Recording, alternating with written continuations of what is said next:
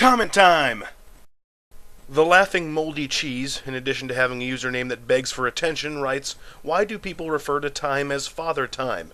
Normally when people refer to an object as something with a gender, they tend to choose female, like boats and cars. So is time just a random exception?" First things first, yes, that is normal, but time doesn't really qualify as an object. It's more of an idea.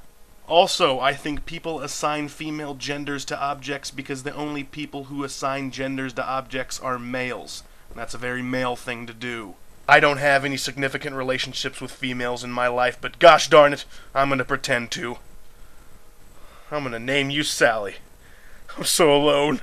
Guys love to be under the impression that their lives are veritable harems, and assigning female genders to objects is the way to do so with the least amount of effort.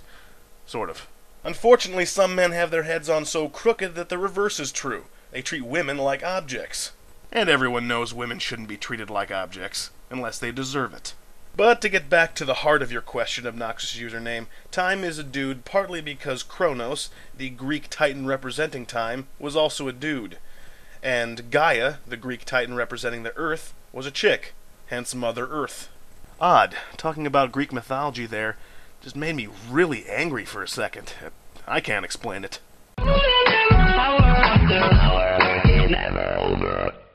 Good afternoon, butt kickers. It's June 20, the 171st day of 2011, which means that 171 years ago today, yes, 171 on day 171, I think that's the first time that's ever happened. Anyway, Stephen Morse received his patent for the telegraph.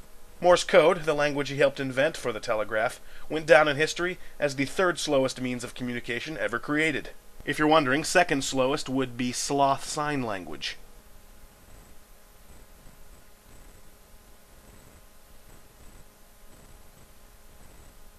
And first slowest is, of course, speaking Ebonics to someone entirely unfamiliar with Ebonics.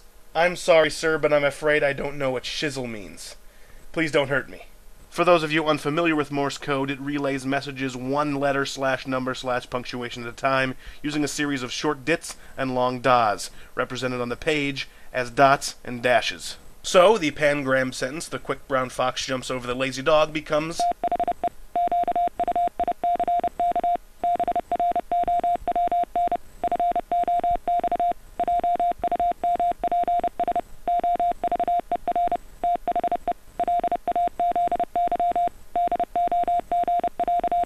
There are a few shortcuts in Morse code. For example, instead of typing out that there she was just a-walking down the street, you can instead type do-wah-diddy-diddy-dum-diddy-do.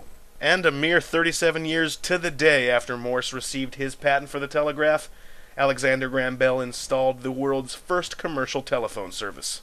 Apparently the first call ever made over this telephone service was from Bell to Morse, and it went something like this. "Wow, this sure is a neat invention here.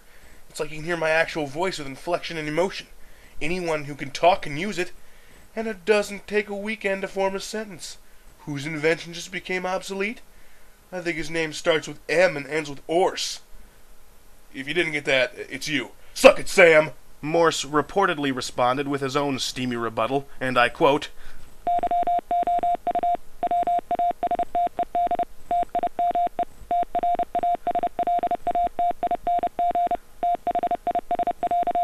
"Hoo-hoo, Morsey, them's fightin' beeps." Thank goodness for telephones, butt kickers. Thank goodness for telephones. Until tomorrow, I'm Griff, and I'm still beeping.